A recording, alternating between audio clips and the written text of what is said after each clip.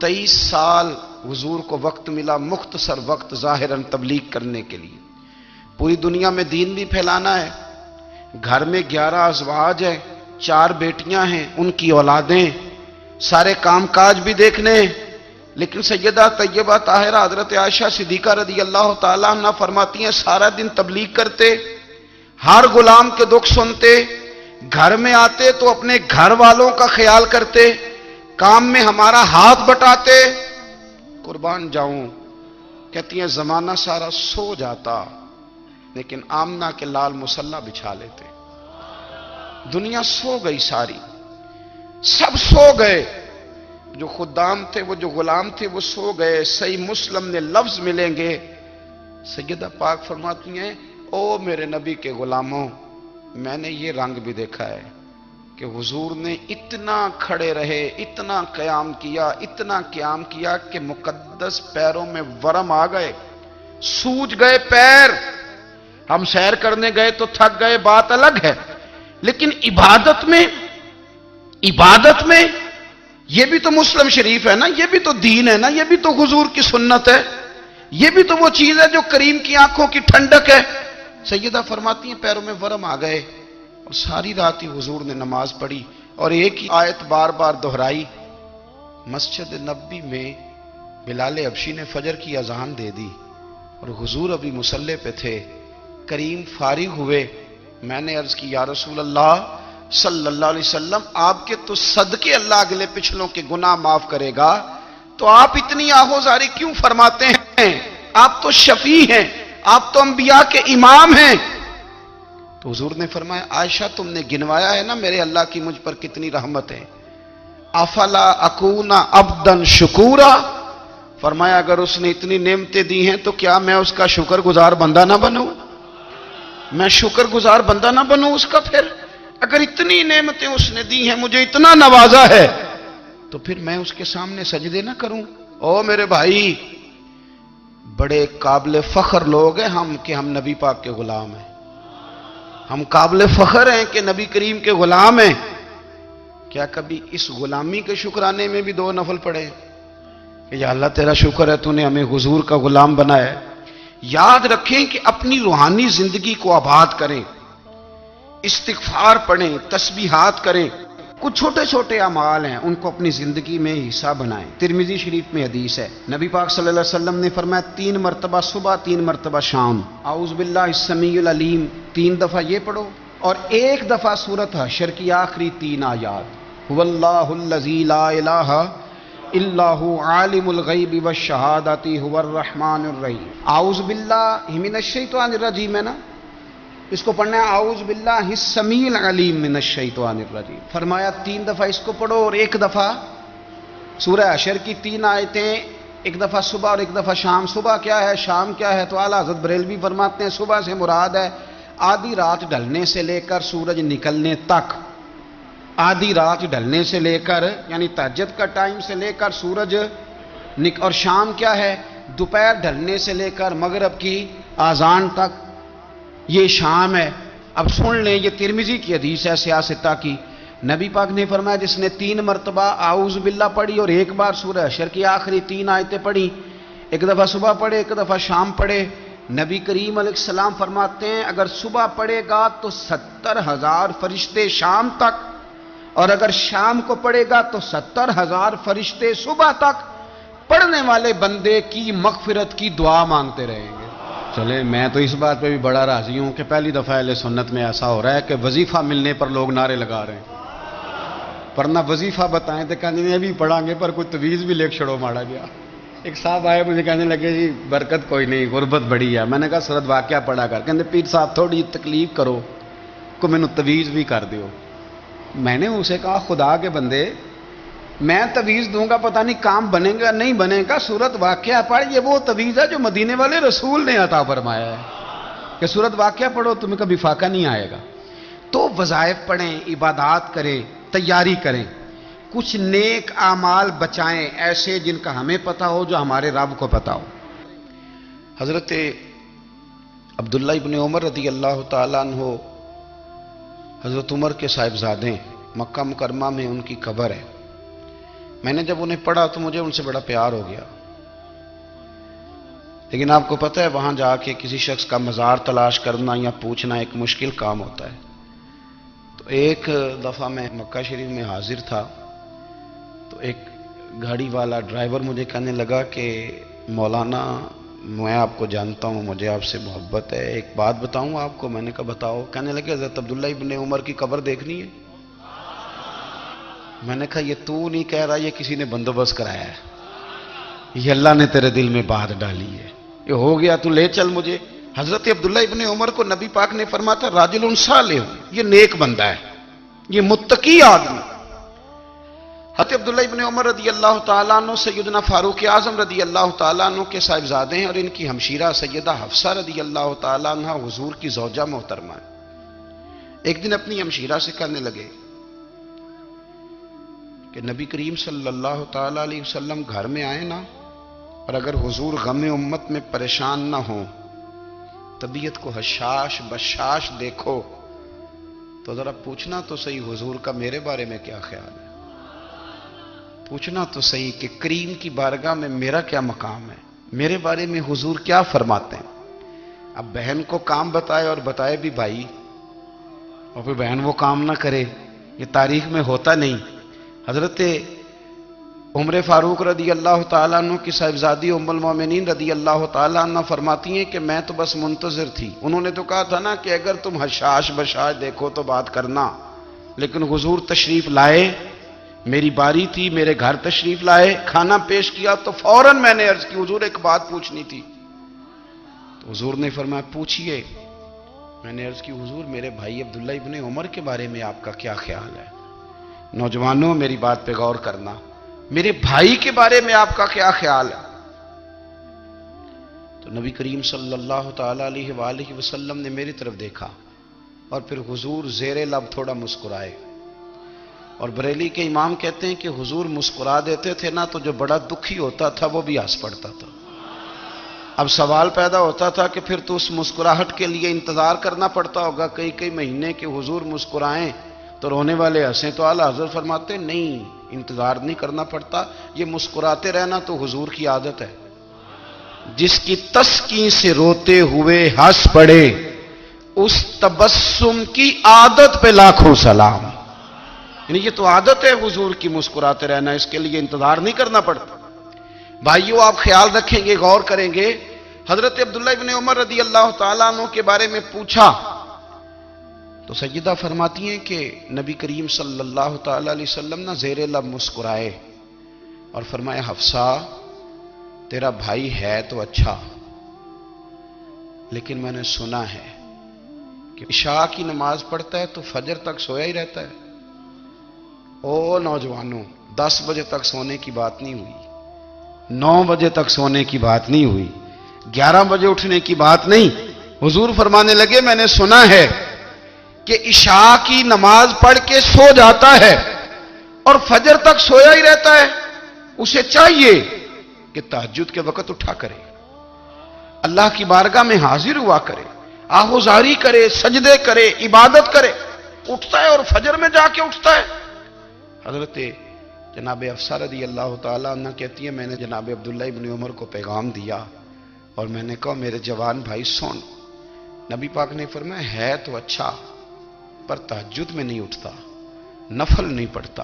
او میری ملت کے جوانوں، مزہ نہیں آ جاتا جب ساری دنیا سوئی ہو، ساری دنیا، اور بستر بھی گرم ہو اور نیند بھی پورا غلبہ کر رہی ہو، اور اچانک گھنٹی بجے دماغ میں، آنکھ کھلے، گھڑی پہ نظر پڑے، 3:30 4 بجے کا پیغام گھڑی بتائے، اور کوئی چڑھتی جوانی والا اٹھ کے وضو کرے، اور جب وہ مصلی کھول کے بچھائے تو مدینے والے محبوب کہتے ہیں کہ ہر نماز پہ رب ثواب دیتا ہے، اور جو اٹھ کے تہجد کی نماز پڑھے اسے دیکھ کے تو رب مسکراتا ہے، جو اس کی شان کے لائق ہے، جو اس کی شان کے لائق، وہ مسکراتا ہے، خوش ہوتا ہے کہ میرا بندہ تہجد میں اٹھ گیا، وہ مسکراتا ہے۔ کاش ہماری صبحیں کبھی اپنے مالک کے نام ہو جائیں، کاش کے صبح حضرت ابو الحسن رحمت اللہ تعالی علیہ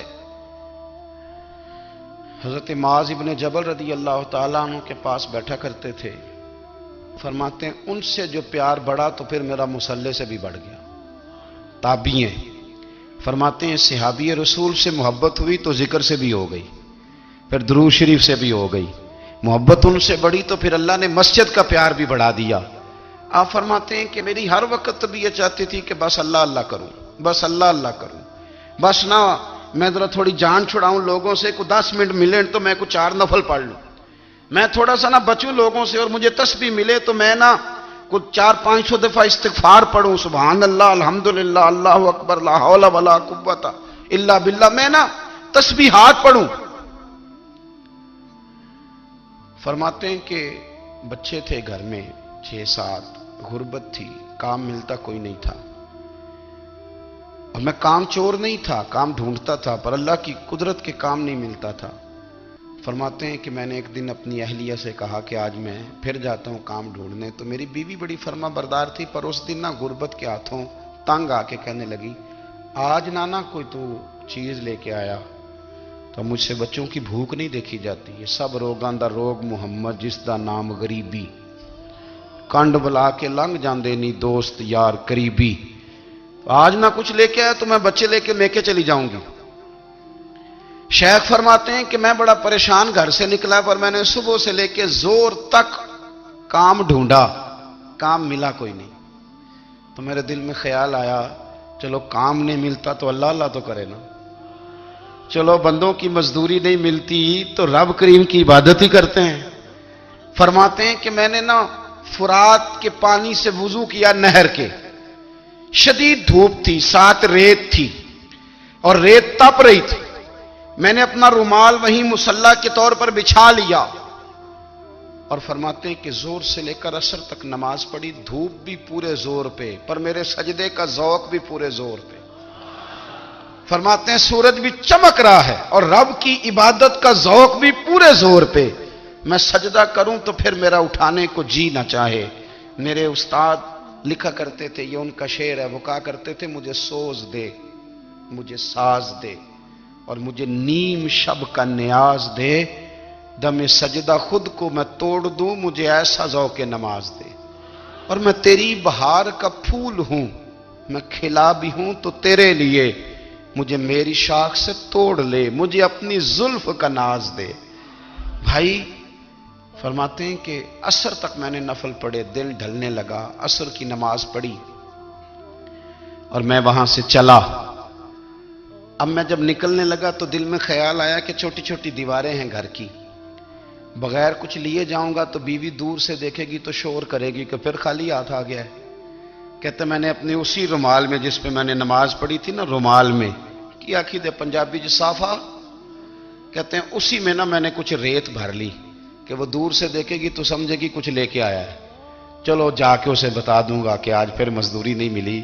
کہتے ہیں وہ ریت لے کر جب میں گھر میں گیا تو پہلے بیوی دروازے پہ کھڑی ہوتی تھی, پوچھتی تھی خالی ہاتھ آ گئے ہو, آج میں نے دیکھا تو ہے ہی کوئی نہیں.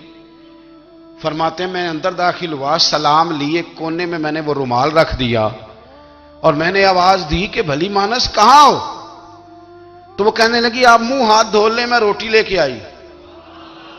میں نے کہا روٹی کہاں سے آ گئی, یہاں تو کئی دنوں کے فاقے, تو کئی دنوں کی غربت ہے, یہاں تو اس گھر میں تو فقیری ہے.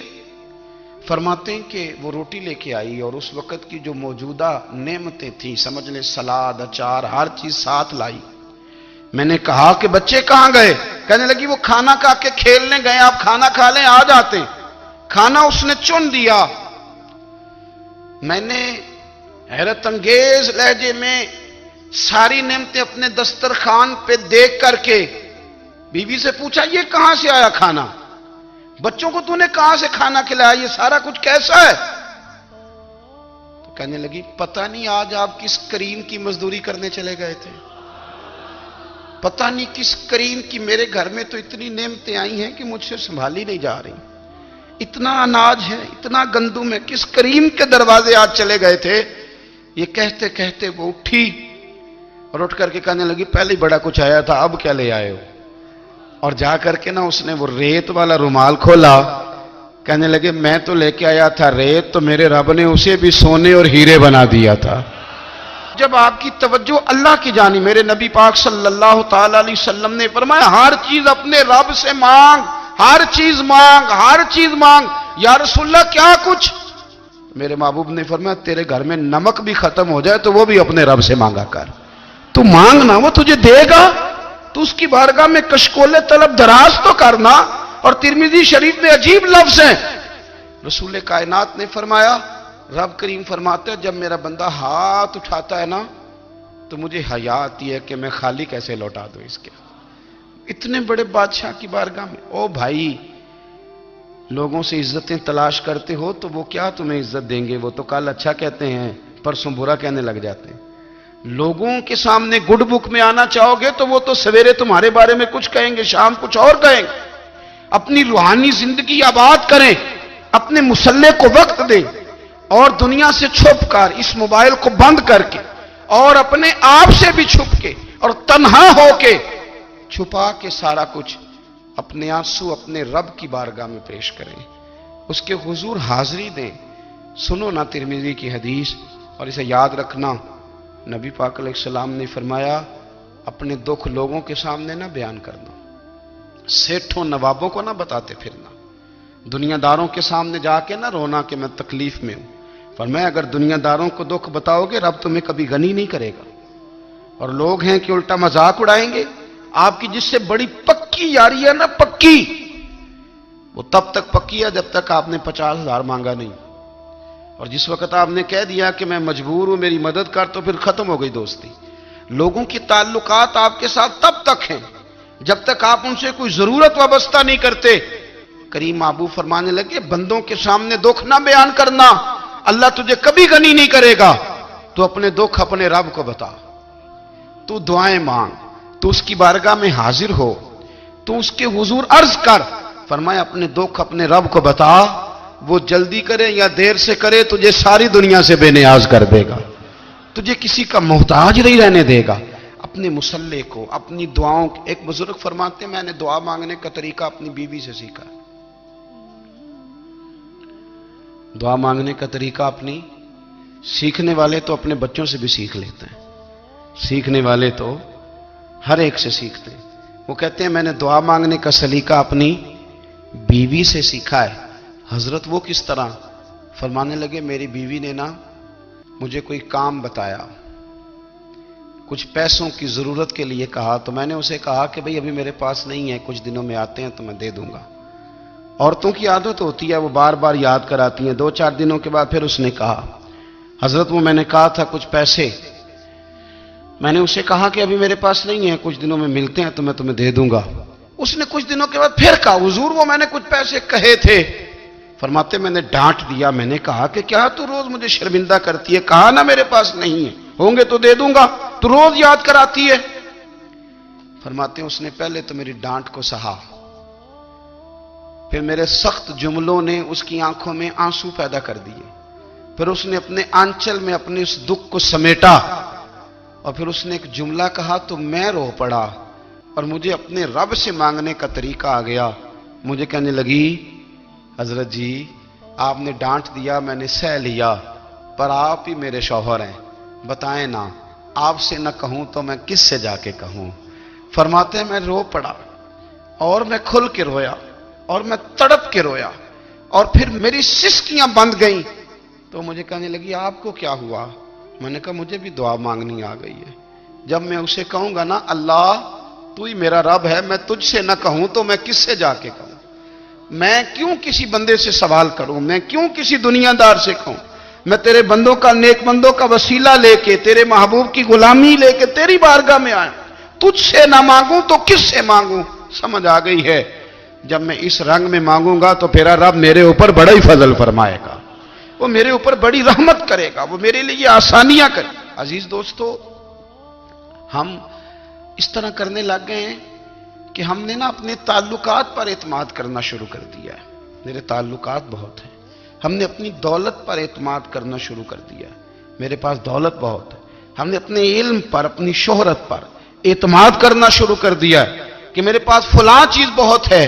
یاد رکھنا جب بے نیاز اپنی صفت بے نیازی دکھاتا ہے تو بڑی بڑی دولتوں والے مجبور نظر آتے ہیں۔ بھائیو، جب انسان کا رشتہ اپنے مالک کے ساتھ ہوتا ہے پھر تو غم بھی کچھ نہیں کہتے، پریشانیاں بھی کچھ نہیں کہتی، پھر تو زندگی صبر والی، پھر تو زندگی توکل والی، پھر تو زندگی بھروسے والی، پھر انسان اپنے آپ کو رسوا نہیں کرتا، دنیا داروں سے امیدیں اس کی ختم ہو جاتی، امیدیں اللہ رسول سے لگا لیتا ہے، مضبوط ہو جاتا ہے، مضبوط، طاقتور ہو جاتا ہے، خوددار ہو جاتا ہے، باوقار باعزت ہو جاتا ہے۔ حضرت بہلول دانا رحمت اللہ علیہ بیٹھے تھے تو ہارون رشید حج کر کے آ رہا تھا، تو رستے میں حضرت شیخ سے ملاقات ہو گئی تو السلام علیکم کے بعد کہنے لگا حضور کوئی حکم ہو تو بتائیے گا۔ تو حضرت بہلول دانا فرمانے لگے تیرا رب کون ہے؟ اس نے کہا اللہ۔ تو فرمایا میرا کون ہے؟ کہا اللہ۔ فرمانے لگے تو بڑا ہی بیوقوف ہے، کیا تو یہ سمجھتا ہے کہ رب ہارون رشید کو تو دے گا اور بہلول دانا کو بھول جائے گا؟ تیرا بھی وہی رب ہے، میرا بھی وہی رب ہے، اس نے اگر تجھے دے کے آزمایا ہے تو ہو سکتا ہے مجھے نہ دے کے آزما رہا ہو، جب اس کی حکمت کے تقاضے ہوں گے تو عطا کرے گا اور دے گا، تو جا اپنا کام کر۔ بھائی اپنی روحانی زندگی، اپنی عبادات، اپنے وظائف، اپنے روزمرہ کے معاملات، اپنی دعائیں، اپنا استغفار، دیکھو کوئی مشکل کام تو نہیں، 2 رکوع ہیں سورہ واقعہ کے اگر رات کو پڑھ لی جائے تو۔ میں کس طرح یہ بات بیان کروں کہ تعویذ بانٹنا آسان ہے اور وظیفہ بتانا مشکل ہے؟